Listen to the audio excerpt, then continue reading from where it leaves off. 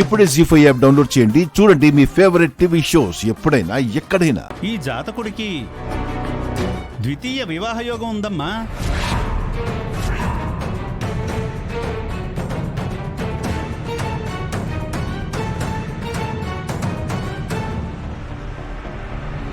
మా అబ్బాయికి రెండో పెళ్ళేంటి పంతులు గారు? అమ్మా, నేను జాతకం చెబుతున్నాను గాని నా నోటికి వచ్చింది చెప్పట్లేదమ్మా. జాతకం ప్రకారం కొంతమందికి 2-3 పెళ్లిళ్ళు కూడా అవుతాయి.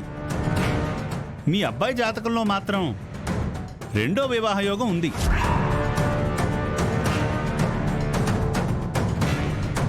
పంతులు గారు, ఒకసారి మా చారు జాతకం కూడా చూడండి. పద్మ, చారు జాతక చక్రం కూడా ఇచ్చావుగా? ఇచ్చాను. చూడండి పంతులు గారు.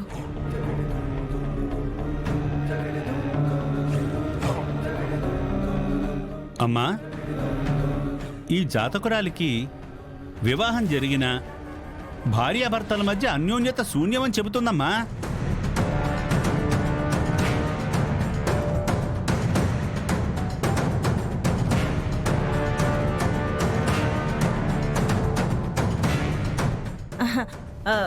కలిసి కాపురం చేస్తే అన్యోన్యత అదే వస్తుందిలేండి. పిల్లలు ఎంతమంది, ఎప్పుడు పుడతారు అది చెప్పండి.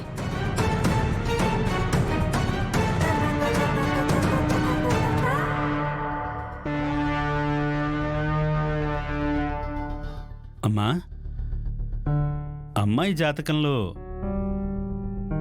సంతాన యోగం లేదమ్మా.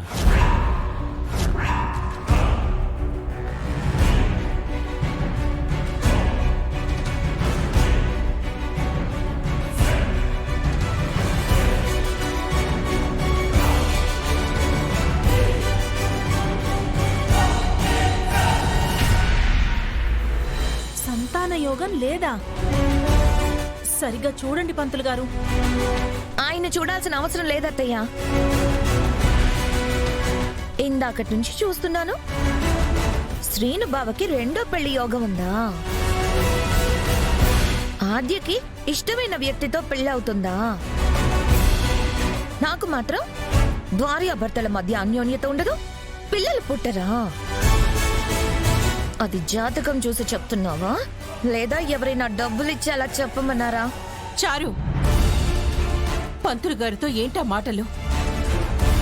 ఆయన ప్రతి ఉగాదికి మన ఇంటికొచ్చి జాతకాలు చూస్తూ ఉంటారు. చెప్పింది చెప్పినట్టు జరిగింది.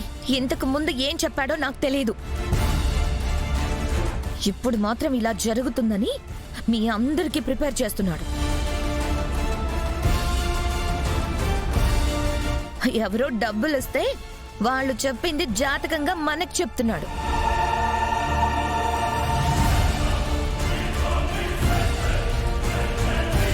ఏంటి ఇంకా కూర్చున్నారు? చెప్పిన జాతకం చాలు, లేచి బయలుదేరండి. చారు, లేవయ్యా. చారు, చారు, లేచి బయలుదేరు.